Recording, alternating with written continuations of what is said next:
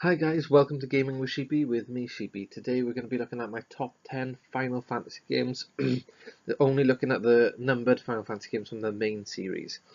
I'm going to rate each game in 5 categories, out of 10 in each category, and then show each of the games with their total ranking.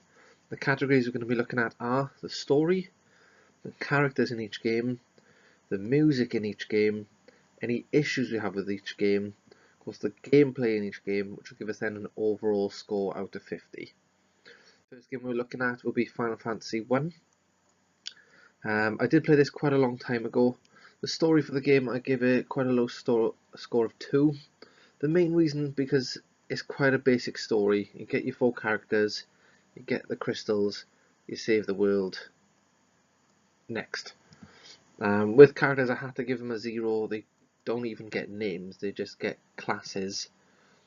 They don't have opinions, they just... your job is to save the world. That's the depth of their character, which doesn't even give them anything. The music in the game was quite an early, obviously 8-bit game. I can't blame it for that. I don't remember any of the music, but I don't remember anything terrible or any major issues with the music of the game, but it did only get a 3 from me. Issues with the game now, it's given it 2 basically because I have a lot of issues with the game. It was quite basic. The biggest issue for me was at the start of the game, your choices could muck you over for the entire game. If you didn't pick a white mage at all at the start, you had no healing for most of the game until your warrior became a knight. If you went for some reason, I want 2 thieves, a black mage and a monk, that's you done. You know, and if you decided to go for a red mage, then yeah, you can get healing throughout the game, but you can't get the best spells, healing or offensive. So the lack of customization of the characters, and the lack of not telling you this at the start, kind of held the game back for me.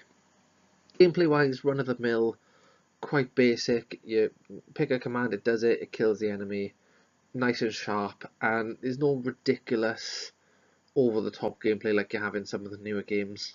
The highest HP in the game is like 2,000 on one of the bosses. You know, everyone hits real numbers, no one worries about, oh, I can't hit over 9,999. It's quite basic, it works, and I like it. So brings us on to Final Fantasy 2, which has a 4 for the story. I felt the story was a bit more developed than the early Final Fantasy 1.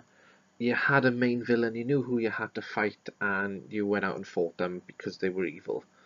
It was at least a better story than save the world because you're the good guys. Again, the characters, we get a 4 for characters. We actually had characters in this game who had names, who had friendships, who lost things. There was sadness, there was anger, there was character development. Not the best character development, but they were characters and they did develop. So that's why it has the score of 4. Now, I loved the gameplay in Final Fantasy 2. I honestly did. I loved the way how, kind of like a more Western RPG, where as you use an ability, you get better at it. So as I stab things with my sword, I get better at stabbing people with swords. As I throw fireballs or heal myself, I get better at throwing fireballs or healing myself. It just makes sense, and it's even now it's a fresh perspective, and I do enjoy playing it. In terms of music, again, I don't remember any of the music from the game. Nothing stood out to me. I couldn't tell you any of the particular tracks or what they were, or even any of the tunes or melodies. So that's why it gets a 2.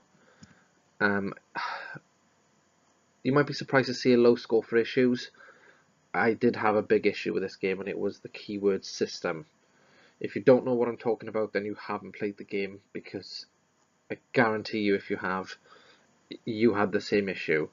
When someone spoke to you, certain words would pop up in red, and you had to remember them, and you could then use those words in conversation with other NPCs.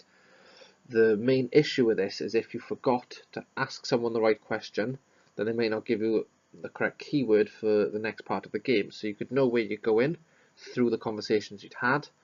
You could get where you needed to be, but you now don't have the right keyword to ask someone to progress the plot any further. So you have to go back to where you'd been, have the same conversations again, ask the right questions to get the right keywords to then go back and progress the story further. I did find it particularly infuriating. That's one of the things that held that game back for me, which does bring its overall score to 20. Quite a basic score. I do wish it had been higher, but that's what it is. It's quite a good score. And moving on. So that brings us on to Final Fantasy IV. I did only give it a 1 for story. The reason for it is I never really played much of the story. I just couldn't get into it. I couldn't get started with it. Being honest with you, maybe it does get better later on. Maybe the story does get enjoyable, but it's kind of like, well, I'll just do what I'm told. Oh, that was bad. I shouldn't have done that. And he doesn't do anything wrong. The king just turns around and goes, oh, well, oh, he has a conscience. Well, let's get rid of him. Let's demote him and move him on for having a thought of his own. Oh, I've been demoted. Well, I best fight against the person who trained me and looked after me for the last few years. Oh, look, I've redeemed myself. I'm a paladin. Yay me. I just felt the story was very bland. Sorry, I went off a bit then. However, the characters, there were a lot of characters, which is why it got the highest score rather than the quality of the characters. I was never a big fan of Cecil. I don't think he's the best character in Final Fantasy. I don't think he's a great or even a good character in terms of Final Fantasy. Very run-of-the-mill overall. Gameplay quite solid. Final Fantasy gameplay. There's nothing really wrong with it. There's nothing particularly great about it. Run-of-the-mill. Music. There was some better music in 4. Nothing amazing, but better than some of the earlier games. Especially the version I played was the PlayStation version. No, sorry, the Game Boy version. So it did have better music, obviously, than I'd imagine on the NES where it came out. Now, issues for me, it's got a big fat 0 because I can't play it. And the first time I ever played it, I started, it tells you to go to your room, and I went exploring, walked out the front door, goes, you can't leave the castle, you better go have a sleep, or whatever it says, and then it won't let you back in. And I almost didn't play it from there. I did, I had to restart because I hadn't saved. That meant I had to watch the entire intro again. That was probably where my issues with Final Fantasy IV started, which a lot of you probably didn't suffer if you went straight to your room and went to sleep, but that was the beginning of the end for me. Was the first 2 minutes of actual gameplay ruined the entire game for me. Maybe I should go back and give it another shot. If you think I should, please leave a comment down below and I will do my best to go back and have another try. Which brings this overall score to 16. So, moving on to Final Fantasy. Okay, and we're on to Final Fantasy V. A nice big 6 for the story, the best story so far. It's actually developed. I know it's effectively the same story as 1, but there's more of a backstory to it, and then afterwards it goes even further, if that makes any sense. I do like the story. I feel it was more developed. The world genuinely feels like it's in danger. So yeah, nice big fat 6. With characters, they did get a 4. There was character development. I just feel the characters were a bit bland compared to some of the other games. I don't know, that's just me. Though it was probably quite a revelation for the time to find out that Faris was actually a girl. But that's... And then you do lose a main character, which I think is the first game where you lose one of your main characters, but then it's immediately replaced with all the same stats and abilities. So it's just a skin swap. Bit harsh, maybe, but that's what it is. Gameplay was 7. It was the first game that really used the job class system to swap between characters. And I really liked the way the job system worked in 5. One of the better games that I played, and I did genuinely enjoy it. Musically, I can't remember any of it. Nothing stood out to me. I know I've said this a lot. It does change. I do know what some of the music in Final Fantasy is into the newer games, but the older ones,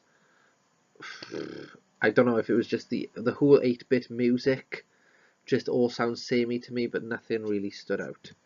Now, issues did get a nice high 6, not many issues of the game at all. The job class system was a bit of an ache. My main issue being there was no AP progression. So as you got further into the games, you needed more AP to level up your job classes, but you didn't get any more AP from the enemies. You could get the same amount of AP fighting a goblin, for example, as a dragon. That's pants. Sorry, that just is. They didn't do that in the later games. They shouldn't have done it in that game. That was my main issue with that. Overall, brings it to a nice score, 26, one of our best scores so far. So, moving on to Final Fantasy VI. Okay, moving straight on to Final Fantasy VI.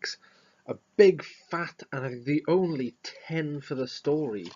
One of our only 10s in the whole series. The story was amazing. There are no ifs, ands, buts, or whys. It's the only story really where the villain gets his way. He ruins the world, and it's such a big. The plot twists are so massive. Everything happens. Every character, well, most of the characters are important. The story develops so well, and the whole scene with Celeste and Sid, where if you don't feed him enough and he dies, and then it's heartbreaking. I think it's the first Final Fantasy game that made me cry.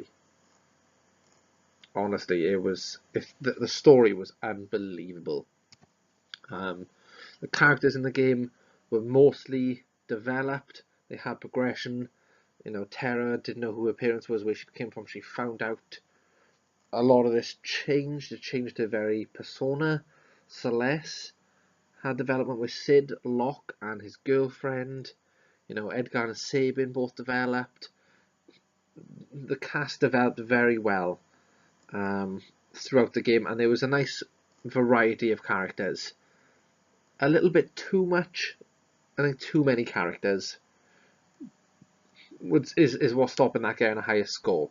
I think if we didn't have to put up with the Yeti and Gao and the Moogle being in the available list of characters, it might have scored an 8 or a 9. Now, gameplay did get a 6. The reason for it is I didn't like the whole one Esper at a time leveling up your abilities thing. I just didn't like it. Sorry. And I didn't like that the special abilities.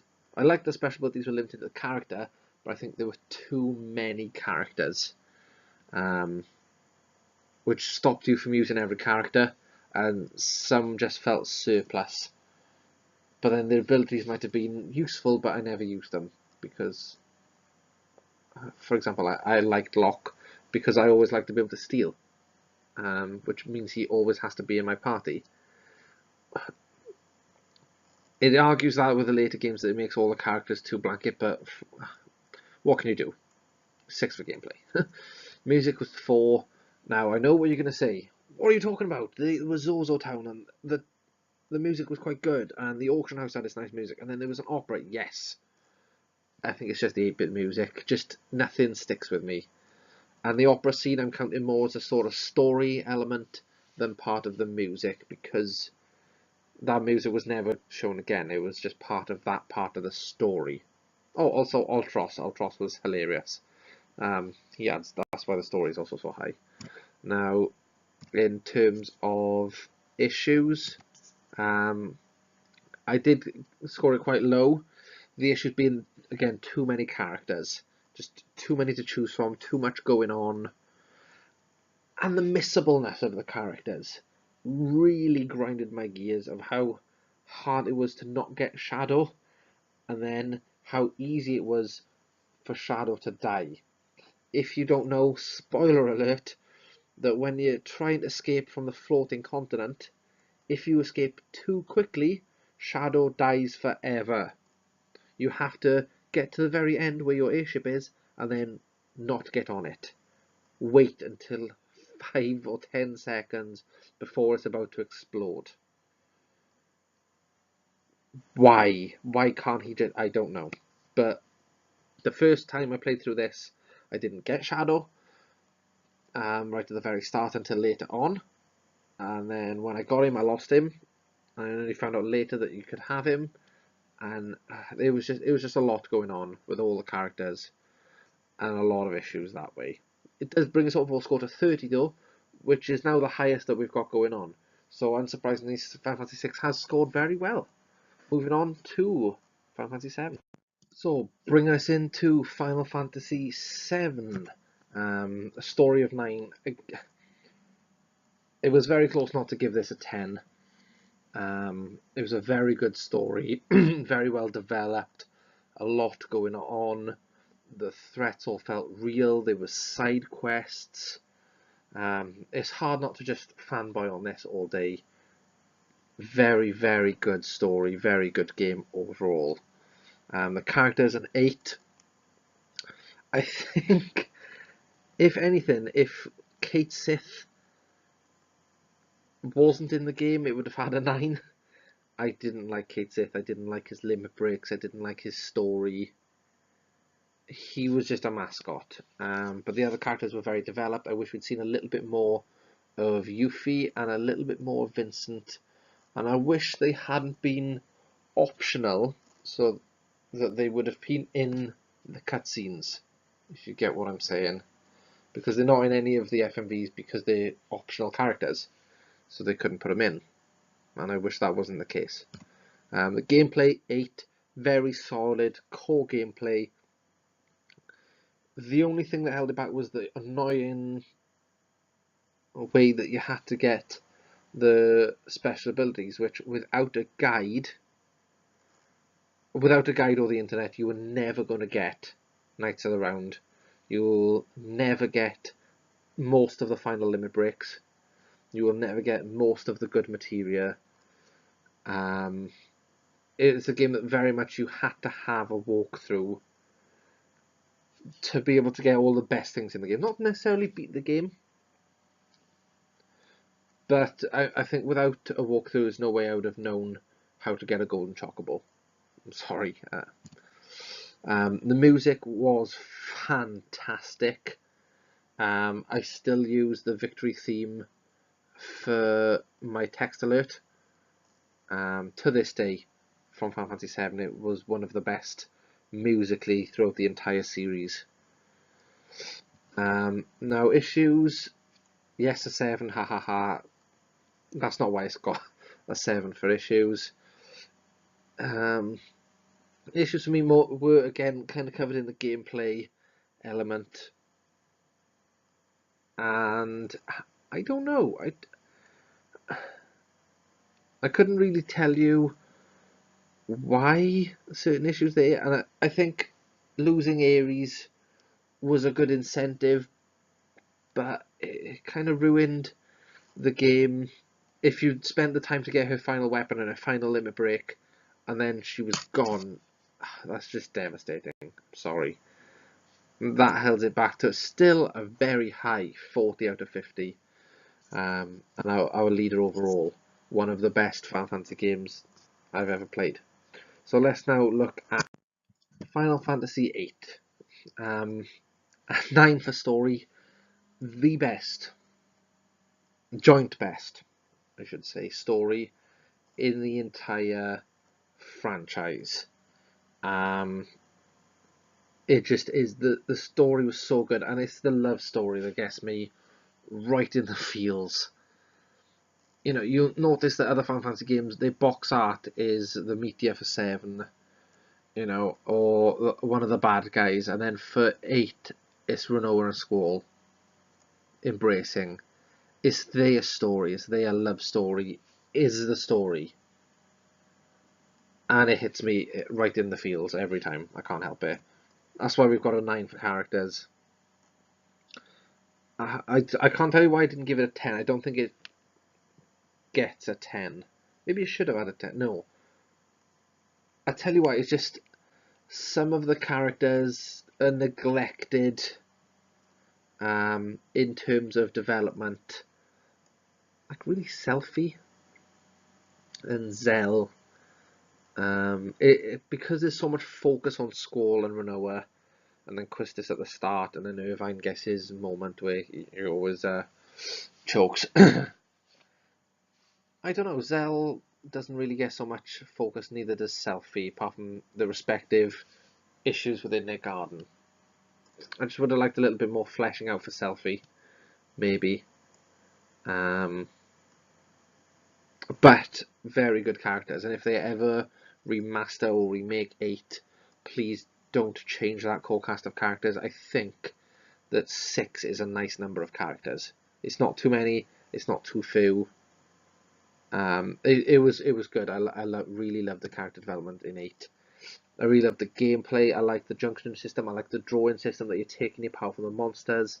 The card game was by far the best side game, mini game in any of the series. It outdoes Chocobo Racing. Definitely outdoes that terrible card game in 9. Jeez. The whole mechanic of, and I like the Gunblade. I'm sorry, but I did. I loved it. I'm a nerd.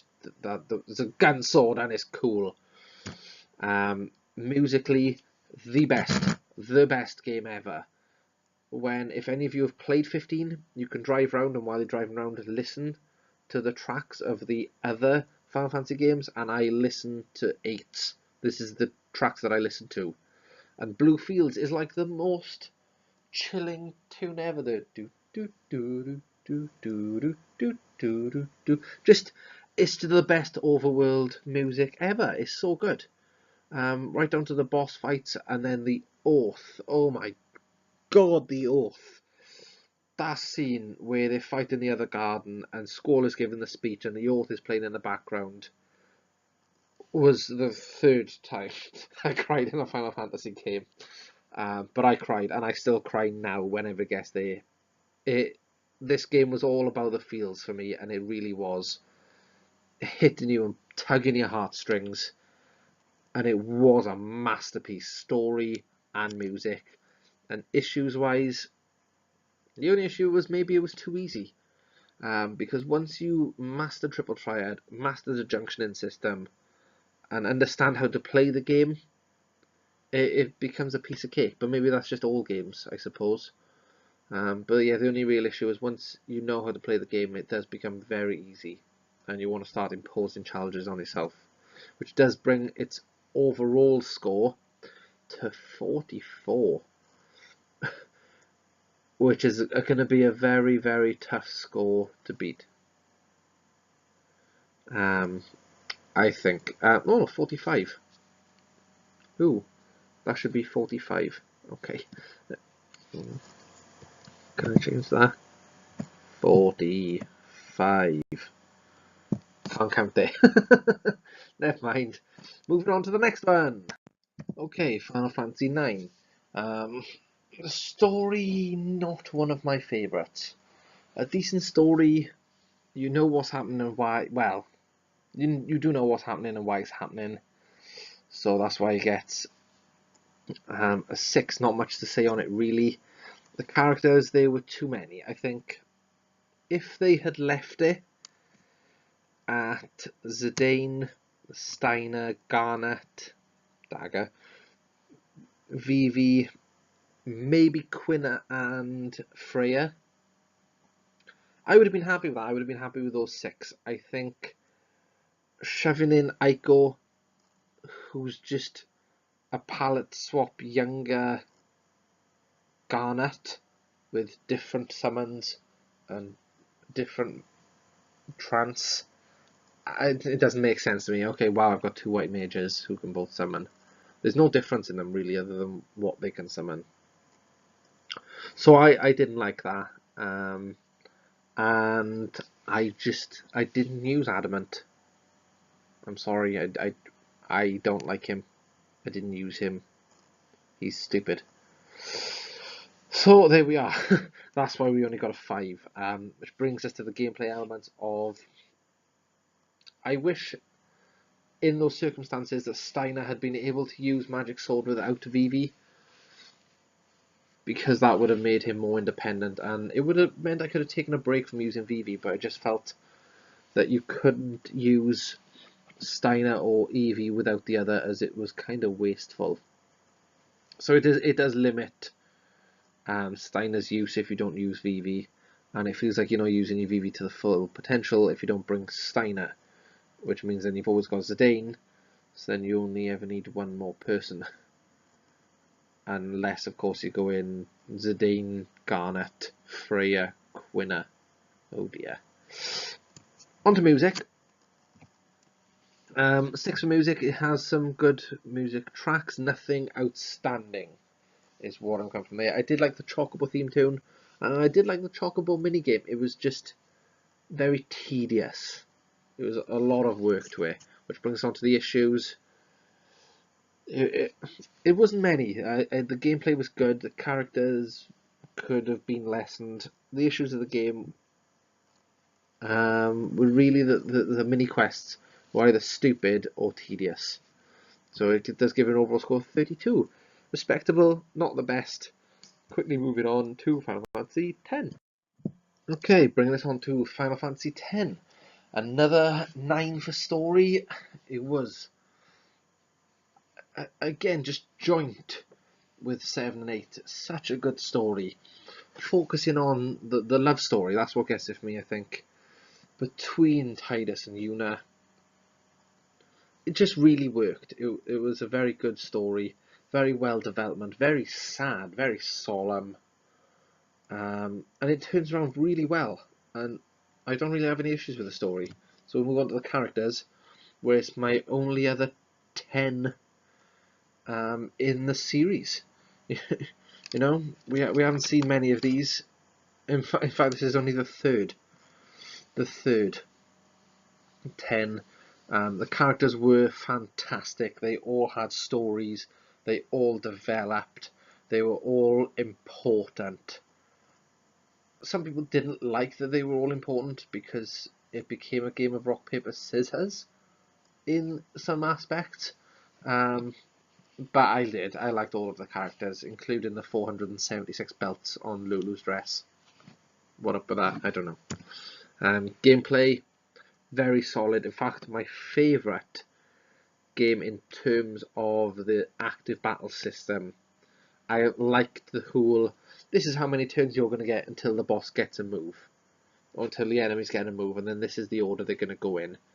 And it was like paused. It was, if you want to mid-battle answer the phone or go and quickly make a sandwich, and you've forgotten to pause it, no issues. There's no worries about it because it's truly turn-based.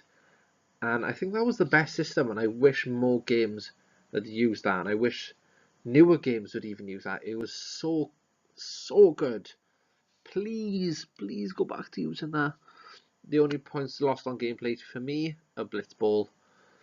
It was enjoyable, not as bad as some other mini games, but I didn't enjoy it enough to be the main focus of the game. But I feel like Blitzball could have had its own spin-off game. It was good enough for that. Musically, 8, very good music. And the Hymn of the Faith theme throughout. It was very well themed musically, and I did enjoy it. Nothing to write home about, nothing that I would use as a ringtone, for example. But very good musically. One of the better games. Issues, my real issue with the game is it was too easy. And once you got quite late into the game, and you started unlocking more of the sphere grid, and getting a lot of AP, the only thing that separated the characters was their their overdrives, which meant the only characters I ever used late game was Tidus, Wakka, and Riku, because they had the best overdrives. Sorry, Lulu, you were like my staple for the first half of the game, and then we hit the calm lands, and then it becomes those guys until end game. Now that was my issue with it. It was too easy. Once you got far enough into the sphere grid to unlock everything, why would you use anybody else? Brings our overall score, not to 20, not to 20. Forgot to change that. Oh, I'm getting forgetful in my old age. No, not 20. 15, 25, 33, 44. 44. 44. Only a point behind Final Fantasy 8. Moving on unexpectedly all the way to Final Fantasy 15. I'll explain why in a minute, but I have only played the first 20, 30 hours of this game. I haven't finished it yet. I do intend to finish it soon, but this is my impression of the first 30 or so hours. Story-wise, very progressive, very good. I did also enjoy the film. Yeah, not many issues story-wise. The characters are developed. You've got your core character set. They interact well with each other. They progress. They've got stories. They've got loves and hates.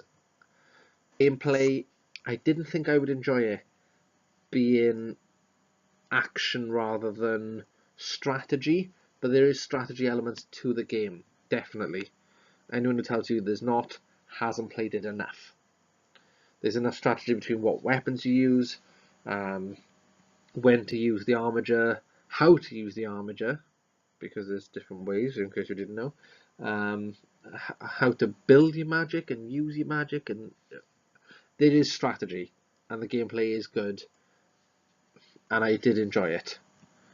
Musically, a 10. Now, the main reason it's got a 10, I'll be honest with you, is that I can listen to 8's music while I'm playing it, but its own music does stand up to scratch. It is very good. Very, very good. And immersive. That's the word I was looking for. It's a very immersive game. I can get lost in it for hours, and the music helps that. Issues-wise, it can be a lot of walking in times when you haven't got your car. And the random battles that can spring up on you, you can just carry on and you'll never see them sometimes. But the one issue I did have, kind of did go in his favour, is it tells you right at the start, don't go out at night.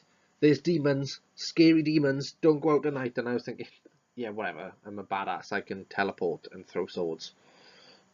I'll just go out at night. And then it turns to night time and your driver, Ignis, turns around and goes, hang on now, Noctis, maybe it is a bit dark, maybe we should find somewhere to rest. Yeah, whatever. Let's just keep going. I'll be there in a couple of minutes. You know, no worries. Maybe an hour or two gameplay time. Boof! Iron Giant pops out of the floor. Holy moly. Okay, so we kill the Iron Giant. I was like, oh my god, I've used Phoenix Downs. And like healing items, and oh my god, I wiped the floor with us. But we survived. You were not joking about not going out at night. Okay, maybe we should just carry on to a camp. But you killed an Iron Giant now, so you carry on towards somewhere where you can go, but you're not near any campsites, and boom! The Red Giant pops up. Like 50% stronger than the Iron Giant, and the first swing killed Ignis and Prompto, and I was like, okay. Time to run away! Cindy! Tow me back! Tow me back. I'm not going out at night again, so I learnt my lesson. But that, it does restrict your travel to just daytime, which forces you into leveling up through the sleeping and camping system, which is a positive of the gameplay, but I didn't like it too much. Gives it an overall score of 38. So before we quickly look at the games ranked 1 to 10, just a quick couple of honourable mentions. So in terms of mentions, Final Fantasy X Part 2 and Final Fantasy 13, I had played both of these games, but not enough for me to give a fair estimation of. I did only play maybe the first 3 or 4 hours of 13. I think I finished the first real mission of 10-2. I didn't enjoy them enough to continue any further, so they don't rate highly enough to make it anywhere near my top 10. In fact, if I had to give 13 a rating right now, it would be 0. Put it that way. And I couldn't even go back and try 13 again if I tried. I don't have an Xbox 360 anymore. I don't know if it's backwards compatible to the Xbox One. If you think it's worth me trying it, guys, please let me know, and I might pick it up. And if someone can give me a good reason to give 10-2 a try, I will pick it up and give it a try. So without further ado, let's move on to the top 10 and see how things have ranked up. Which brings us on to our actual top 10. At 10th place with a score of 12 is the original Final Fantasy. In 9th place with a score of 16 we have Final Fantasy IV. In 8th place with a score of 20 it's Final Fantasy II. In 7th place with a score of 26 is Final Fantasy V. Next, appropriately, in 6th place is 6 with a score of 30. Then in 5th place with a score of 32 we have Final Fantasy IX. In 4th place we have Final Fantasy 15 with a score of 38. Coming in at 3rd place, the bronze medal with a score of 40 goes to Final Fantasy 7. With 44, our silver medal goes to Final Fantasy 10. And top place, in my opinion, the best Final Fantasy game to date, Final Fantasy 8. Now guys, I hope you've enjoyed this. If you do have any questions, please leave a comment down below. Please remember to share, subscribe and like. And once again, I've made another error and I've not drawn the third eye in 8. Please, this is the first top 10 video that I've made. I hope to make many more. If you have enjoyed it, please let me know. If your top 10 is any different to this, please let me know. And if you want to see me do another top 10, let me know what it is and I'll get on it. Thank you guys. Good night.